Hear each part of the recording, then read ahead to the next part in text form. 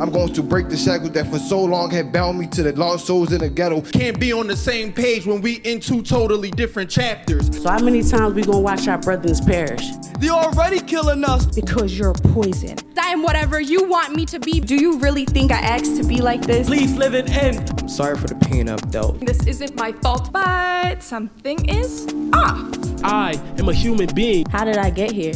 Sure, how do I jug a knife against your skin? Find parasites in it. When I say CC, you say P. CC.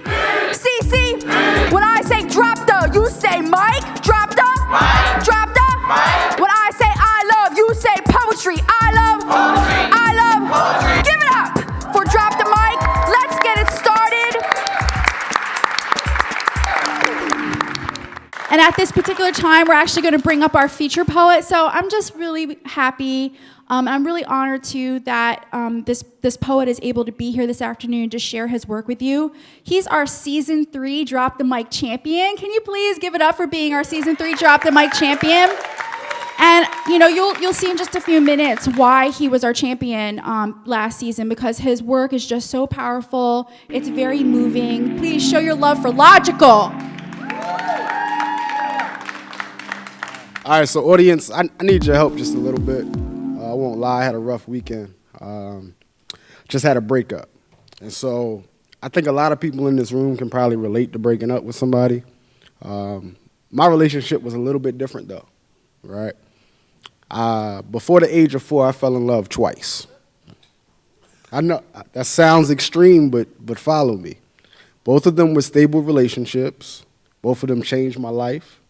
And they were extremely long term. I'm talking 27 plus years with both of them, right? All right, so my first love was hip hop. I think a lot of people can relate to that. My second love was football. For me, it was therapy like no other. Being on the field just made me feel free. And even though I realized football is an extremely violent sport, it was that form of expression that allowed me to control myself in other environments. These past few days, though, well, actually beginning 2 weeks ago, I seen football sort of betray me a little bit. And I seen something that was once an action meant to bring awareness suddenly become media exaggeration. Right?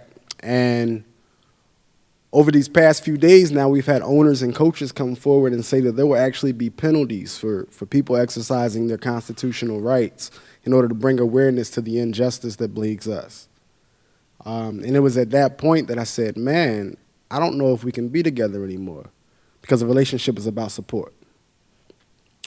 So I had to say goodbye to my second love. It's because of that I came here prepared today. I wanted to do new pieces of material, but I feel like 2 of the old ones need to be stated today, because apparently a lot of that work still isn't done. And before I leave you, hopefully I can empower you, or at least energize you to do the same. Martin Luther King had a dream. Our skin would be invisible, only character seen, so we took the blueprints of his movement and used our civil rights as a right to act stupid.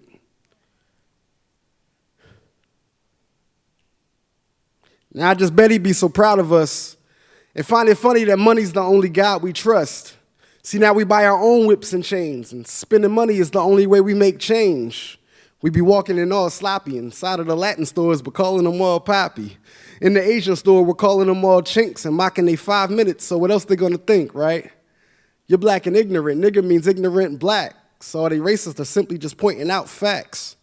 Convert the decimal. I'm hoping that you see the point. I don't condone it. I'm just showing it to make the point. See, we've been lost for a minute, because progress doesn't mean the work is all finished. So even though she finished first place in the Olympics, we all sit and laugh because her hair wasn't finished. See, we've been lost for a minute, because progress doesn't mean the work is all finished. But I was hoping Rosa Sitton would give us something to stand for. Heart heavy, just wishing we take a stand more. So why does my culture do the opposite? Providing politicians with problems that they could mock us with. It's like we're content with being lower class. We even mock the minority doing well in class. Dag. A vocab means you're acting white. So if you're born in the ghetto, we want you there for life.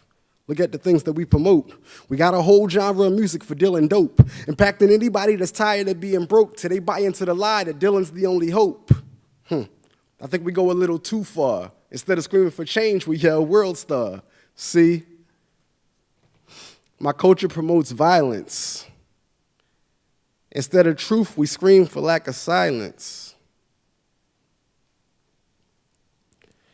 Crabs in a barrel are fighting to be the best, but if you think I'm crazy, put my theory to the test, world. How does it feel if a brother dates a white girl?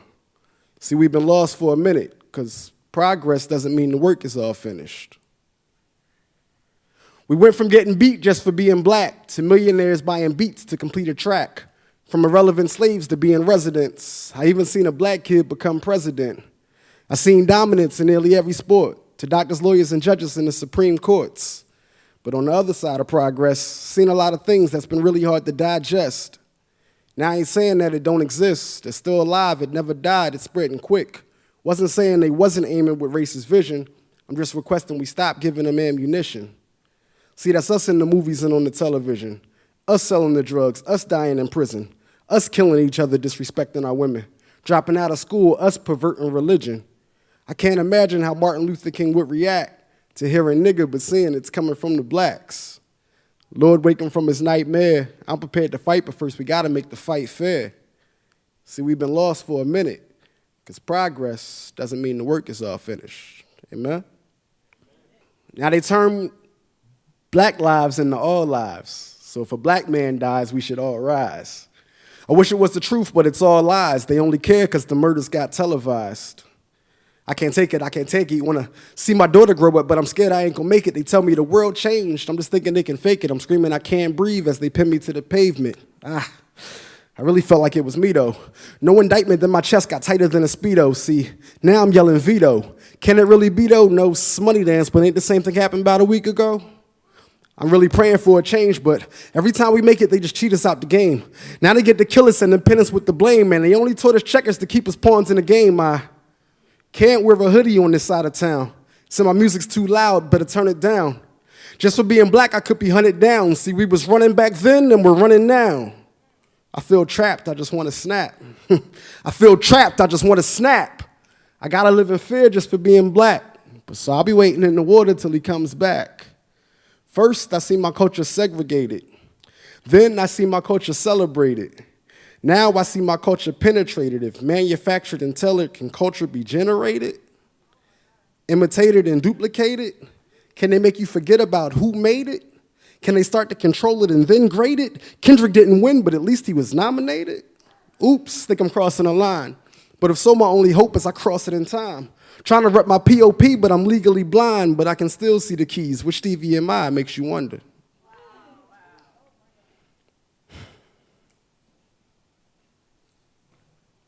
So now I got my hands up. I'm yelling, don't shoot, just put me in handcuffs. My phone starts ringing and I wish it never rung. Soon as it made a sound, they yelled, he got a gun. But that's ironic. See, they gave smartphones to poor people. As a tracking device, surveillance became legal. Targeted marketing made our vanity turn lethal, not knowing the camera phone would expose their true evils. See, it's crunch time and they ain't scared to lynch. We can't afford to give a yard, let alone an inch. I'm intercepting any weapon that is formed against. I'm a patriot, but deflated with how they cheat to win. No, I'm not a panther, but I'm manning up. Non-violent, but willing to die, standing up. Challenging every badge to put their standards up. No more silence, we know you've seen it. Come on, the camera's up. I'm a black father, but I'm petrified. I don't want my daughter screaming as her daddy dies. How do I tell her America's a country of lies? We were never free, our repression was never televised. I think it's time to rise.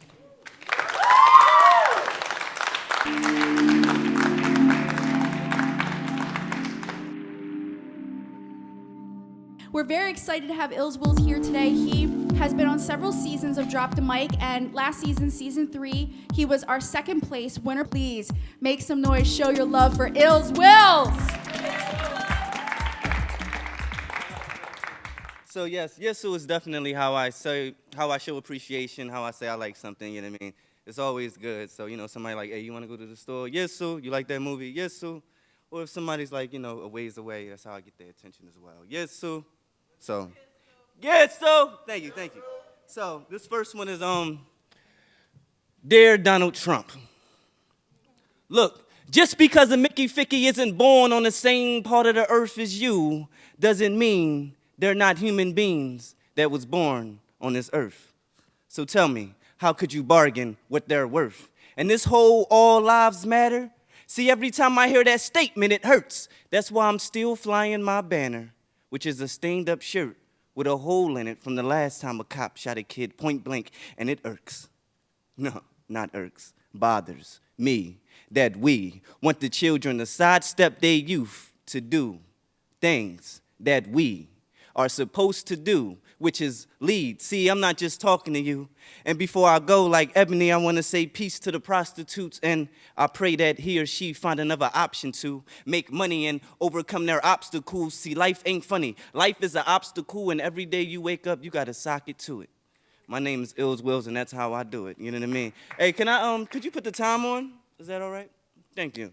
So somebody said it was a stupid idea that there's an eye in your head that could see things that your other eyes can't, but it can't see things because it's a calcified gland, and I overstood this because of melanized skin. They say the more carbon that you are, the more you hold the sun rays. There's two things I know about the sun. It gives information, that's one. And two, it loves shade. See, that's my main attribute. That's why the haters love me. And who am I? Well, I'm ill will with two Z's. Remember, he said one F-U and two peace. No, first it was darkness, then it was light. Then there was there showing all the life. Then there is iLLzWiLLz. He does the same when he write, just shining. The reason why he wears shades at night. Perfect time is the element, right? And every time that you breathe, you're inhaling light, oxygen, atoms. It's all the same thing. It just depends on your perspective of life. And my perspective on life is we are plant forms, we are platforms, foundations, we are motherboards, light, just not in that form. And for whatever reasons we are backborn, what are we white or black for? Or whatever we are, what are we that for? Whatever you are, you probably asked for it. So if you were smart, you would relax more. It's not hard. Relax more. So my name is iLLzWiLLz. That's ill will with two Z's. And it's spelled iLLzWiLLz. It's not a small world. It's your world. And your thoughts put everything in it. That's why I can go across the world and run into somebody thorough that I haven't seen since the seesaw as children. It's not a coincidence, no. I call it the sickest sense because it make me sick that you don't take the time to figure out what make you utilize and tick within. You're clueless. In fact, you probably don't even know the difference between deja vu and deja vu is. Number two is called VOP, Voices of Poverty. Speaking of excuses, and people without uses usually end up in nooses after going against the abuses. Now I know why niggas with attitudes are so ruthless. The youth gets this mentality from history. And who did this? And ended up the biggest thing in history. Ooh, get it? It's no mystery. Honestly, how victims of poverty live so miserably. They say blacks is like crabs in a bucket, but the bucket ain't the habitat for crabs to be effing with. So it's not an accident what happened when you the one that put them there. Let me guess, what you expect? For them to be shook and scared? No. So when the bloodshed, don't act like we the ones that took it there, because we was just chilling at home and got took from there. I mean, they take you from heaven and strip you from all your gold and then throw you in prison and strip you from all your goals. I said they take you from heaven and strip you from all your goals and then throw you in prison and strip you from all your gold. See, that's deja vu. Just be happy you know. And just know that your reaction is the only thing you control. Hold. I mean this. Believe in what you believe in and don't let them use your suspicion as a weakness. That's how they got Pac Xing other preachers and teachers, you know what I mean? So if it's on, then it's on. Get your peepos, get your Jones. You don't like me anymore? Well, I don't like you anymore. Yeah, I'm riding for blacks, and I'm riding for whites. I'm trying to save the ozone layer. I'm riding on bikes. See, I don't try to be hype. I try to be nice. I just do wrong because they ain't assigned me no rights. You got it twisted. What the F is you trying to be like? You should be straight like you instead of trying to be liked, because then you'll probably be liked, and then you'll probably be like, I love myself. I'm so proud of my life. You see, I hug myself every day. And every night, because I love myself and everyone else alike. What else? Oh, so before I go, I just want everyone to believe everything that they know and to know everything that they hear. Believe half of what you see isn't even half of what is there. We are living in a prism. There is a collide of frequencies. And the only way to get everybody on the same rhythm is to take away the secrecies. In the meanwhile, peace, peace. Speaking of peace, some people I be breaking their little heart. I said, how is that a peace with you splitting it all apart? You said, you got to keep it closed like this because that's the foundation for when it grow into a fist. You see, that sound decent. You know what I mean? I'll do that one more time for y'all. I said, some people I be breaking their little heart. I said, how is that a peace with you splitting it all apart? You got to keep it closed like this because that's the foundation for when it grow into a fist. You see, that sound decent. So when I say it's no town like your hometown, say, and when I say it goes down in your hometown, say, listen, low brown hoodie girl, brown skin pretty sad, I'm going down south and she's going down with me. My friend said I'm bringing sand to the beach. I reply, how preposterous is that when you say that in your Jeep with a lot of freaking men? I pulled off like, peace, like I ain't got no time, like I don't got no minutes. You see, I told you I'm a menace, and why you trying to rhyme when you ain't got no business? Someone told you to bomb, well, I'm about to end it. See, I'm gonna keep it 100, but they tried to keep a secret that you are nothing, man, you aren't even decent. My city do one thing, man, you know how we keep it. Philly do one thing, man, you know how we keep it. So ain't no town like your hometown. It goes down in your hometown. Listen, I appreciate everybody, you know what I mean? Thank you very much. Just Instagram, iLLzWiLLz, WILLZ, in the meanwhile. Yes, sir. Thank you. Yes, sir. Yes, sir. Thank you so much for iLLzWiLLz for blessing the mic. Please show your love one more time for iLLzWiLLz. He's a new father. He brought his family today. Give it up for him, his girl, his baby over here in the audience. Yeah. Just so super excited that iLLzWiLLz could be here with us this afternoon. I'm very, very, very excited to be able to introduce our feature poet this afternoon. She is our Season 1 Drop the Mic champion. Please give it up for being our first Drop the Mic champion, first of all.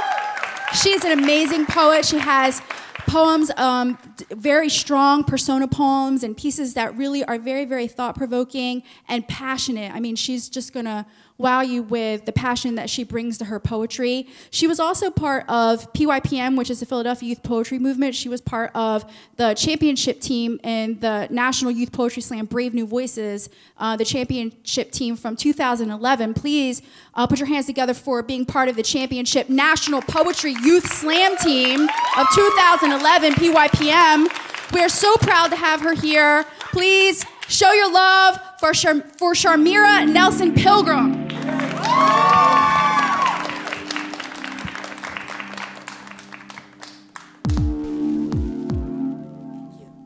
Hello. Hi. All right. So, I'm going to present a few poems for you guys this afternoon. And I also have a book that's coming out, so these poems will be in the book. My name is Charmira Nelson-Pilgrim. You can find me on Facebook.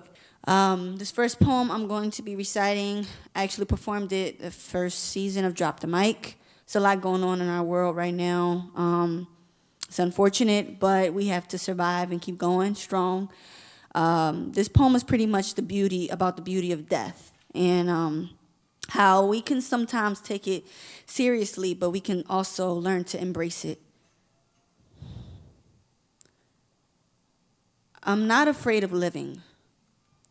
I'm not afraid of death.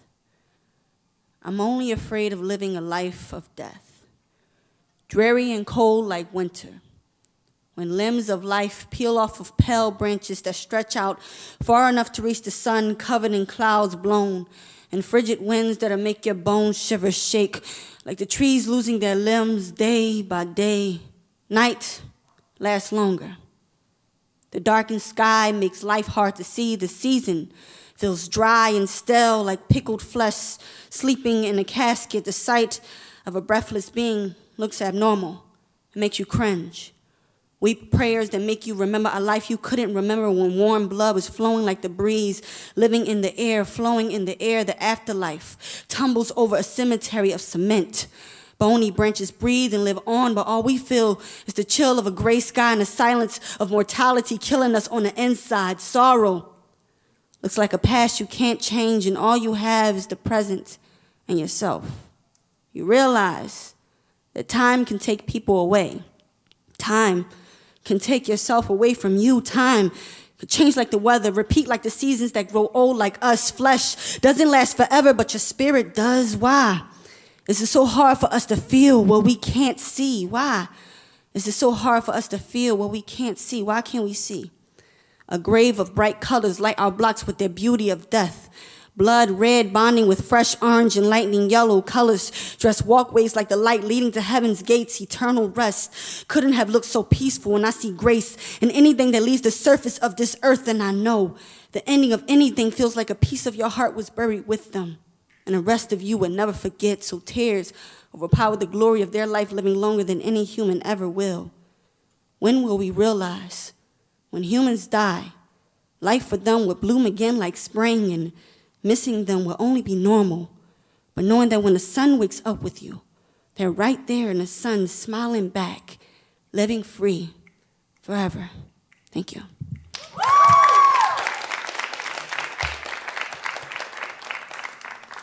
So I'm proud to say that I'm a Christian woman. I believe in God, but thank God for everybody y'all believe in, but I am proclaiming the time that I got baptized, the second time. I went on a trip in South Africa, and I got baptized in Port Elizabeth, Nelson Mandela Bay. And it was a beautiful experience. I was very young, but I would never forget this experience. When I was younger, I was ashamed to say I knew you. From the times it took a lollipop to calm me down for a whole sermon, to the days they had to shove me down the aisle to sing to you. Chicken legs dressed in stockings and usher uniforms, I wore hoodies to cover my insecure face. I felt ashamed to say I was in your house and cover it up with a body full of sin. But when I wasn't in your house, I wanted to understand your worth. I wanted you to forgive me like they said you would. I carried Bibles with me to school when I was bullied and quoted your verses to my friends, but they just laughed and asked questions like, what the hell was I talking about? We were too young to be talking in tongues, too young to be stopping each other from making mistakes because Miss Preacher thinks she know it all. Their bodies were still growing, but my body wasn't growing at the same pace as my soul. I stood as an individual wanting to believe in you.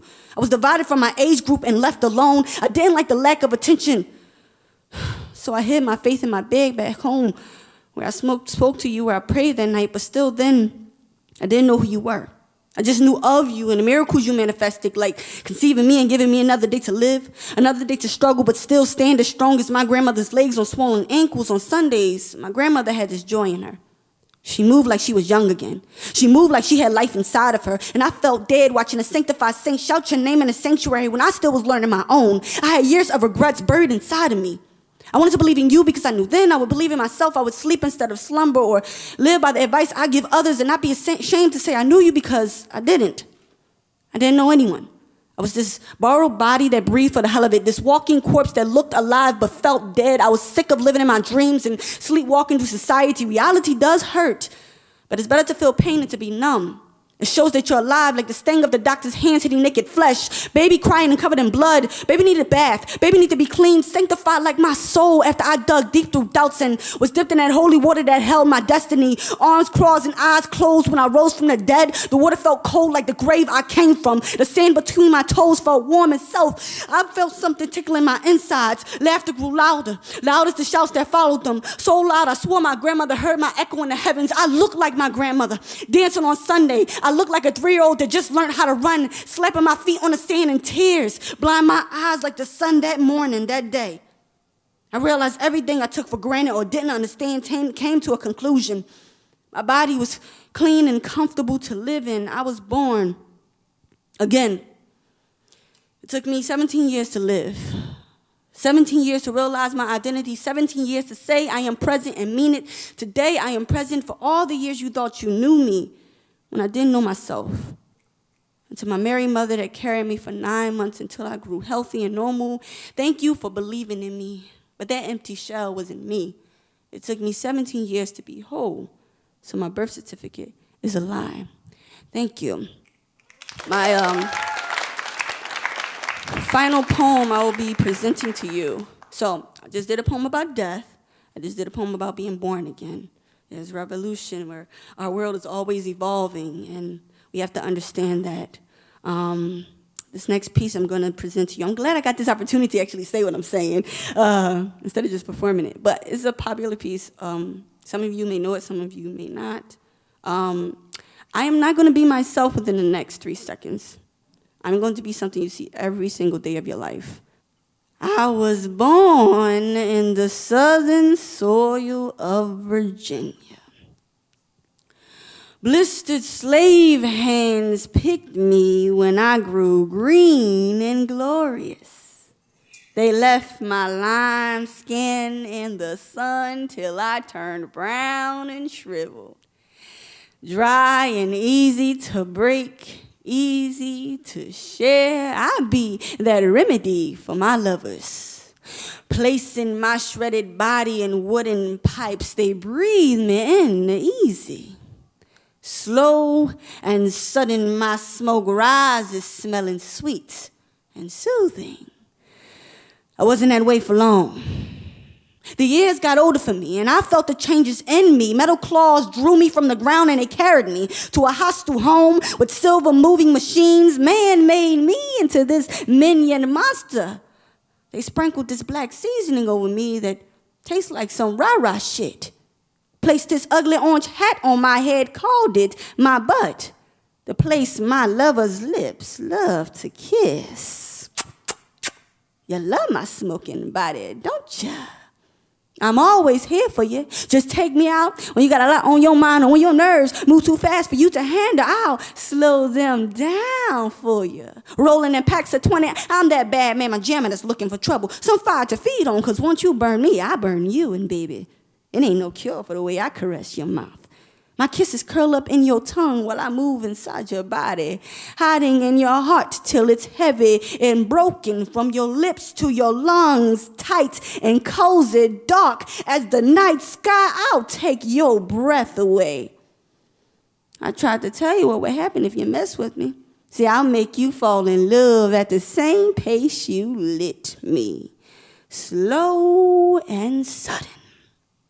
But sometimes my lovers get tired of me. They try to disown me, but when they have a problem, they run right back to me. It's hard to let me go. I live in you now, and you can't live without me. Red lipstick placed on my forehead, but that's a sign that you love me, right? Well, I love you too, baby. I love the way you burn me. I love you. I love you to death. Thank you for your time. I was a cigarette, by the way. Have a good one. Show your love one more time for Charmira. I also need to mention that she's a graduate of Community College of Philadelphia now. She graduated out with associates in arts degree in a theater program. She's currently at Arcadia University getting her bachelor's degree in theater as well at Arcadia. So please give it up for her getting her degrees. Please put your hands together one more time for Charmira and Ebony.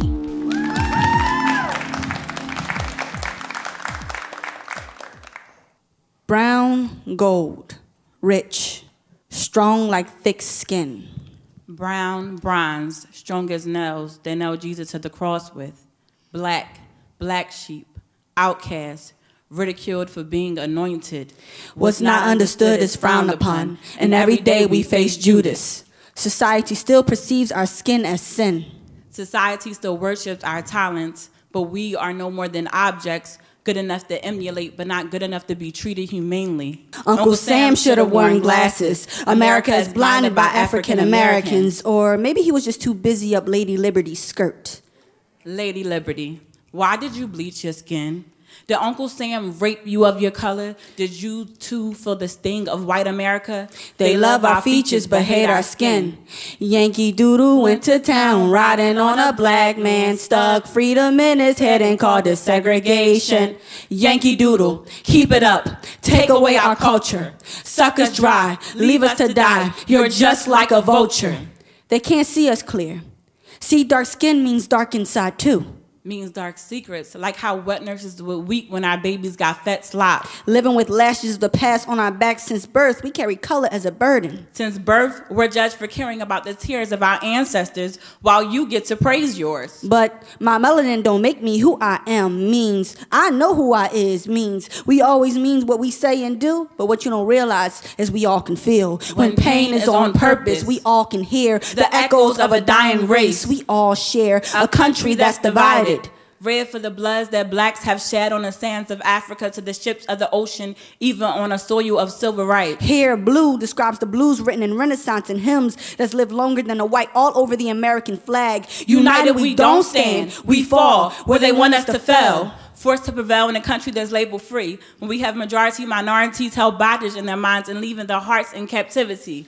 God is not the author of confusion. See, man want us to throw in the towel, wash off our freedom, give up on what we go through like what we went through wasn't enough. They want us to believe we're incapable of being great, like our ancestors were only slaves, like black guys didn't walk the earth strong like bloodlines, like civilization genetic family tree won't lead you back to a black man with eyes like my daddy. They want us to be on our knees and plead, never stand for our rights while the system think is right for whites, not to be guilty, not real, no defense, crime. No crime. He's claimed to commit crimes, but no time to testify. No time to say I'm sorry, so you shoot like you should. Like our history don't live in that lead. Like our lives are seen alive but marked dead. So you shoot like a blind man with your eyes closed, like you can't see our dying souls. African American is a question. Black pride fits my description. Black is Selma. Black Jack's peaceful protest and hope. Black is bold man, belligerent to the woman who holds a purse so she clutches tighter. Black is choked to death, silenced, quiet as the storms they put us through, subtle as our truth seeing the light at the end of the tunnel. Black wears battle scars,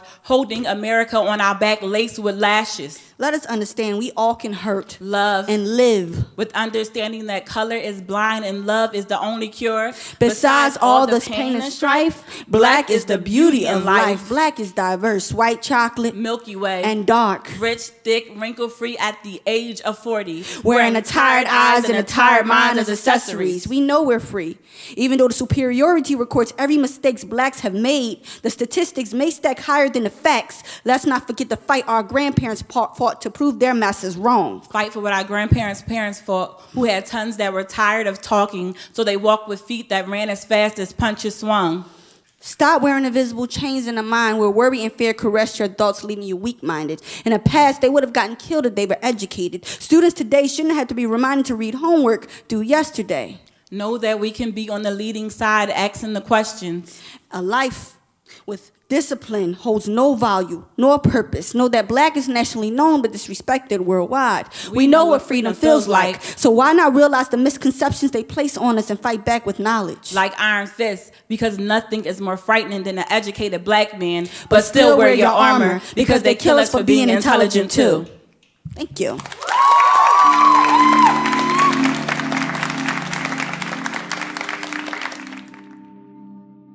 I am so excited to be able to introduce our featured artists for this afternoon. I want to give them a proper introduction, so I have their bios up here. So first of all, we have two percussionists who are going to be performing with our feature poet for today, Yolanda Wisher, who is our poet laureate, Philadelphia's poet laureate. First, Jan Jeffries. Jan Jeffries often partners with Marcy Francis to lead healing percussion workshops throughout the Philadelphia area. A lifetime of studying rhythms from around the world has made Jan equally well-versed on a variety of hand percussion and kit techniques. She is also an accomplished tap dancer. This accumulated knowledge and diversity of experience has inspired Jan to develop her own interpretation and distinct style, rhythm taps, her trademark. And then our Poet Laureate of Philadelphia, Yolanda Wisher. She is the 2016-17 Poet Laureate. Yolanda has been a force within Philadelphia's literary scene for the past 2 decades, upholding poetry as public art. She holds a Bachelor's of Arts degree in English and Black Studies from Lafayette College and a Master's of Arts in Creative Writing Poetry from Temple University. Yolanda performs a unique blend of poetry and song with her band, the Afro Eaters. She lives in Germantown with her partner, Mark Palacio, a double bassist and educator, and their son, Thelonious. Let me just say really quickly that Yolanda is personally a huge inspiration to me. She inspires me with her powerful and moving poetry, her community work, and her mentoring of youth. And you guys are really gonna love the poetry and the music that you hear this afternoon. Please, everyone, show your love for Dr. Jan, Miss Marcy, and Yolanda.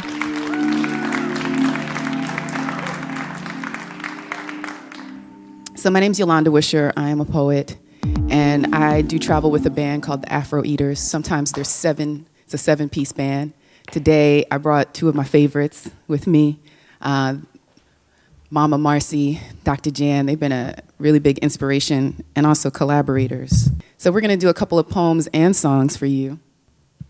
And the first one is called the Black Eyed Peas song. And as we're setting it up, I'll tell you a little bit about it. I don't know about y'all, but there's a tradition in my house around New Year's to make a big old pot of black eyed peas. Anybody raise your hand if it's you? All right, clap it up. Yeah, for the black eyed peas. Even the judges got the black eyed peas. And my mom, there's a lot of different black eyed pea traditions. Every time I tell this story, people tell me a new one. So if you got one to add to this, let me know.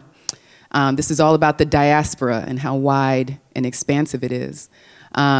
My mom makes a pot of black eyed peas, and we have to eat at least a spoon of it, so you can have good luck for the rest of the year. And I wrote a song about it, because I think part of the tradition for me is to be able to sing it and pass it on, the story of these women in my family and the traditions that we've created together. And y'all can snap too. Just stay on beat.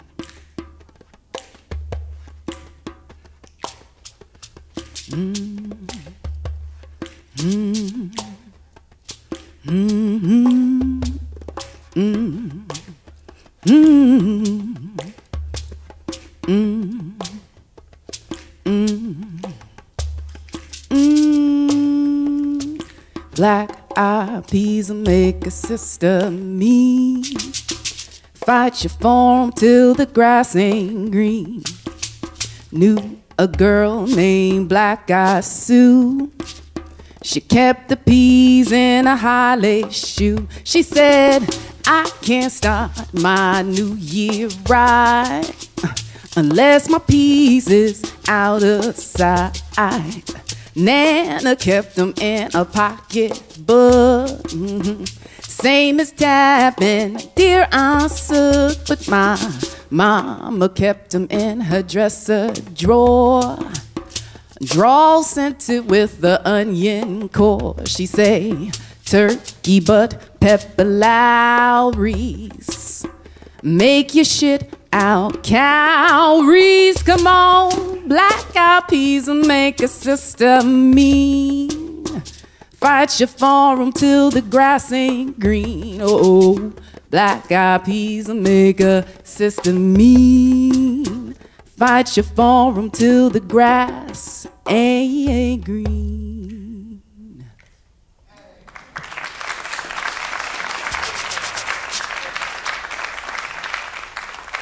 So this next one, I usually say it's for the ladies, but none of the brothers would be here without your Aunt Flo. We all know who Aunt Flo is, right? The sister's like, I know who Aunt Flo is. She came last week, or she coming in a little while. So this is a poem in praise of menstruation. I was inspired to write this poem by a lot of black women poets who have written amazing poems about the female body and our form. Among them, Lucille Clifton. Poem in praise of menstruation was the first one that I wrote or read, and then I had to write my own, and mine's called Ruby Flo. Some folks like to plug her up, but she's the only woman I wait for, the only thing I can count on, my girl, Ruby Flo.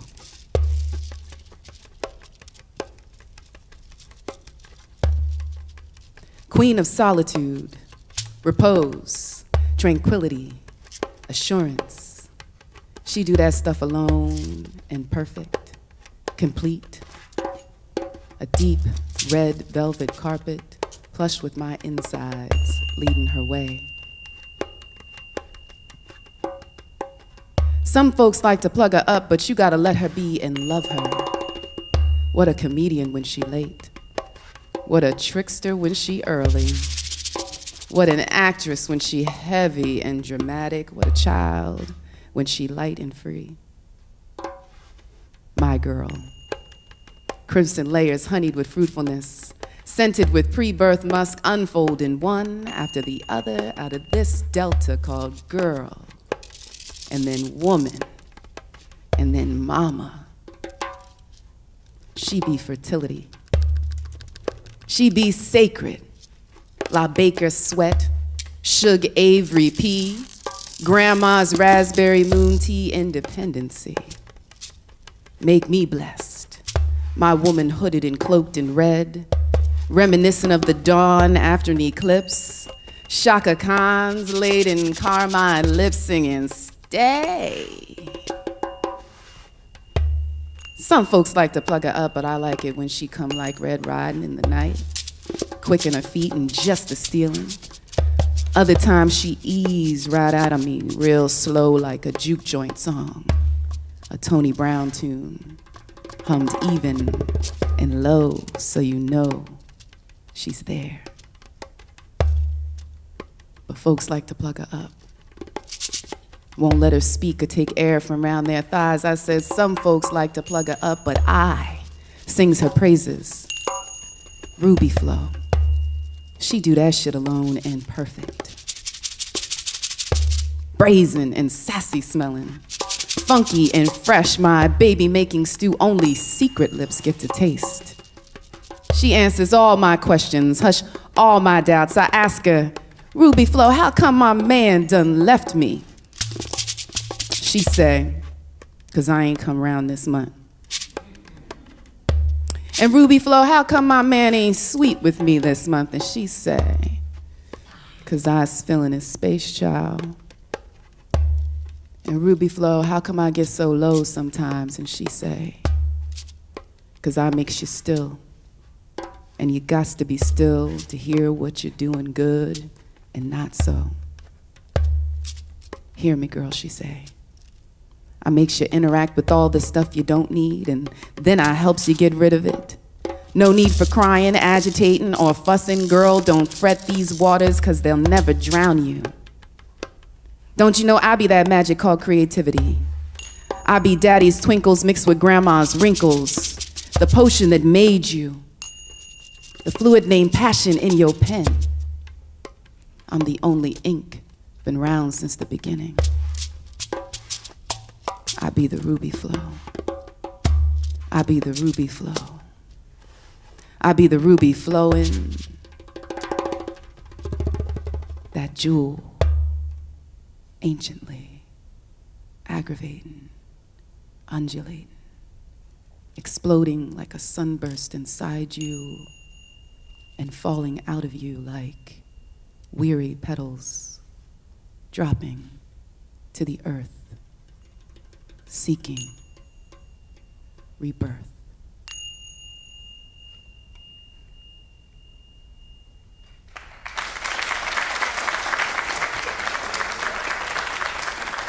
That joint banging. That joint is banging. Are the judges allowed to comment on my? Okay. I'm sorry. Give me a score. I want a score. I ain't a judge right now. I'm just feeling it. You feel me? Thank you. I feel you feeling me. And I feel y'all feeling me. That's what I love about poetry.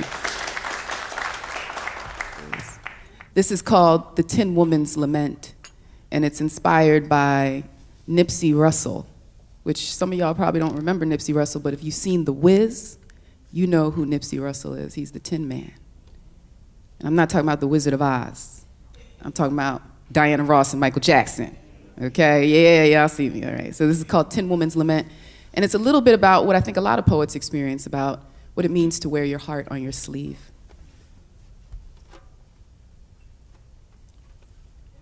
I'd rather have an agogo for a heart, a djembe for a heart, gramophone for a heart, bison bone for a heart, dandelion spore for a heart, sweet cream butter for a heart. I'd rather have a mason jar for a heart, an ashtray for a heart, a plate of liver for a heart, lawnmower for a heart, Jezebel for a heart. Instead of this flesh and blood which mars my sheets, instead of this archive that clogs my toilet, Instead of this flea-bitten attic full of raccoons, instead of this envelope that arrives already open, instead of this light bulb that rattles on the inside, instead of this TV box that draws attention on trash day, instead of this wart that only responds to rain, instead of this colander that never catches the grit, I'd rather have a heart born of the lust between a sonnet and a blues song, a Coleridge wild weed hoochie coochie heart, a wee real cool heart aboard the impossible spawn of slave ships, an undying maroon eternally brown in the Black Hills heart. Yeah, I'd rather have a heart that beats, that beats, that beats, that beats.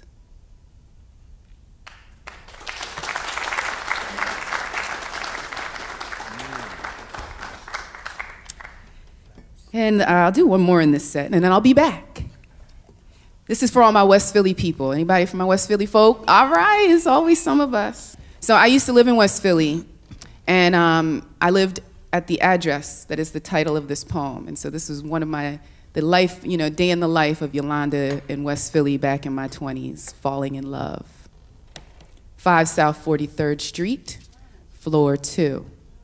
Sometimes we would get hungry for the neighborhood. Walk up the sidewalk towards Chestnut Street. Speak to the Rev holding the light-skinned baby. Ask his son to come put a new inner tube on my bike. Cross Ludlow, past the mailbox on the corner. Risque Video, Dino's Pizza, and the Emerald Laundromat. The fruit trucks tucked into 44th Street on the left.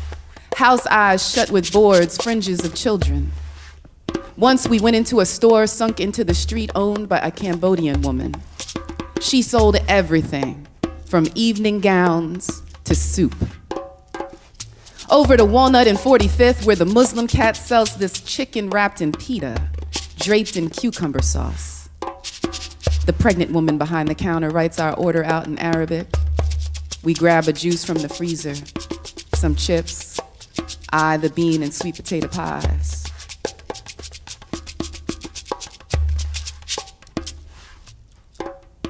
Back into the hot breath of West Philly. Sun is setting. The sky is smeared squash, tangerines in a glaze. 3 girls and 1 boy jump double dutch. A white man hustles from the video store with a black plastic bag. We look for money in the street. Steal flowers from the church lawn. The stain from the wino is still on our step. Mr. Jim is washing a car for cash. John is cleaning his rims to Buju Banton. Noelle is talking sweetly to the big blue-eyed woman. Linda's on her way to the restaurant. The sister in the wheelchair buzzes by with her headphones on.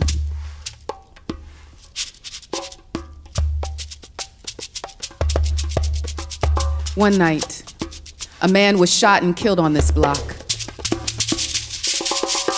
Right outside our thick wood door. But not today. Today. Today is one of those days to come home from walking in the world. Leave the windows open. Start a pot of black beans. Smoke some Alice Coltrane. Cut up some fruit, toenails. Hold on to the moment as if time is taking your blood pressure. Thank you.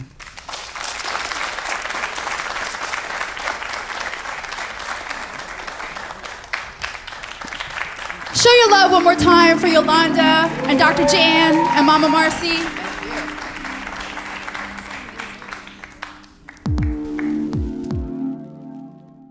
At this time, actually, we'd like to invite Yolanda Wisher to come back to the stage. Would you guys like to hear some more poetry by our poet laureate, Yolanda Wisher?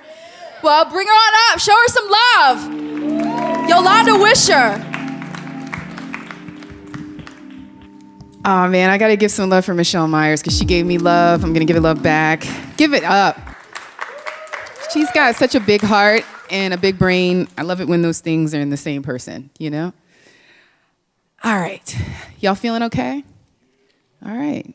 Y'all are the most attractive people, so it's good that y'all are still here. That's all I only want to read for y'all, okay? I wrote this poem. It's really new. I wrote this because for years I grew up without my dad. I didn't meet my dad until I was 30 years old on my wedding day. And so that was a whole part of the family that I just didn't know about. And for a long time, I didn't even know they existed. And then last December, I got to meet my aunt, his sister, who lives in Atlanta. And she hadn't seen me since I was a tiny little baby, right? Because the last time I saw my dad as a kid was maybe when I was about 6 months old. And so I never really thought about what it was like for the whole family to miss me. I never really felt missed by that side of the family until I met my Aunt Kim. So this is called Ideas of Ancestry, and it's based on a poem or inspired by a poem by the poet Etheridge Knight, who did spend some time in Philadelphia. He was a poet who started out writing in prison, and he was recognized by Gwendolyn Brooks, and then when he got out of prison, he became a very well-known and respected poet. And his poem, Idea of Ancestry, inspired this poem. They used to call me Pootney Girl. Met Aunt Kim in Atlanta, seance at Gladys Knight's Chicken and Waffle Joint, sweet tea waiters in training. Received my grandmother's jewelry in a box with 2 fish on it, her perfume, her coat. Genealogy research till midnight, cider warm lemonade, Mike Hard. 3 of us sleep in the bed my Uncle Mark slept in a few weeks ago. His boyhood pics keep watch over Kim's shoes and pocketbooks. She stroked my hair in the restaurant, asked me how I started my dreadlocks with all this soft stuff. Made Theo French toast and eggs in the morning, like it was a long time thing. We drove past Roswell, MLK's house, Confederate Park. She told us she jogs through history every morning. She spoke of grandmothers with braids on their backs, white hair like hoods flowing down. She played the number, let me hold her dream book, gave me spells for decorating, morning rituals with apple cider vinegar, genealogy research till midnight, and we finally discovered the slave owners. She said, tell it in pieces, your tragedy, your drama. She meant you can't tell it all at once. Write only epitaphs, write poetry that is telling, poems that tell on us. I asked her if she saw things, if she had visions. She asked me too. She let me hold her dream book. We unlocked blessings like a hotel of hallways. What's been hidden? We felt the ancestors brushing past us in the elevator. She said, I danced African dance to Stevie Wonder's Golden Lady. She said, I smoked since 6th grade and made straight A's. She said, when I worked for Planned Parenthood, I started to come into my own. She said, I want you to have this. We got stuff. You didn't get anything. This is for you. She said, we all have nicknames and we never bring lovers home. She told me about what has killed us, what diseases run alongside genes, the cancer of train accidents and motorcycle crashes in our tree. She remembered names of uncles and aunts long gone. She gave me her memory. She wrote a second book into my palm without telling me my future. She said, you were missing, like all of your father's children, but you were thought of. You were mourned. You were longed for. You are from these people of the Shenandoah and parts of Pittsburgh. You are no longer one of the spaces between.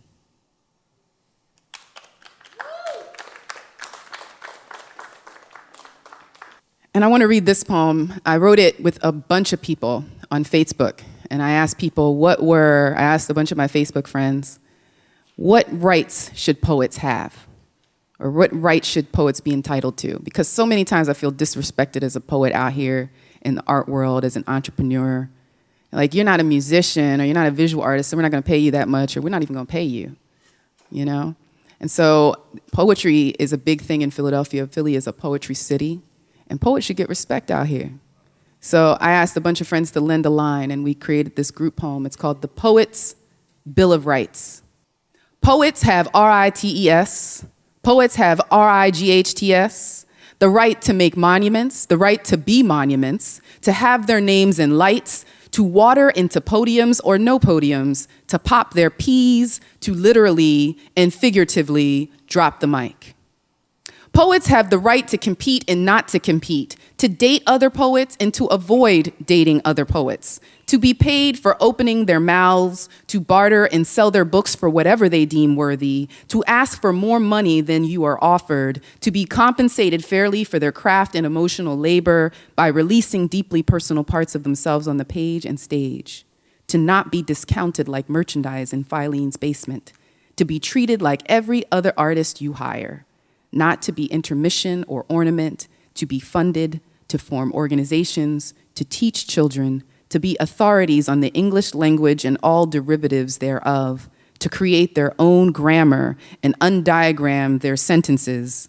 Poets have the right to hate your favorite word, the right to judge your tired-ass cliches.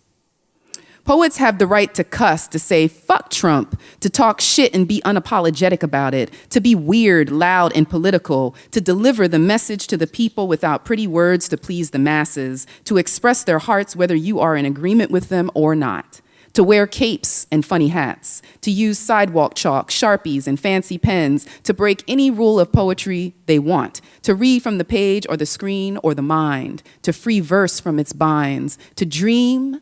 For without the dreaming of poets, our world would have no music and no pathway home. To see many dimensions of truth at once and to tell it unfettered by censors' nonsense, that bright sight truth, undimmed and unshackled, free. A poet has the right to be free.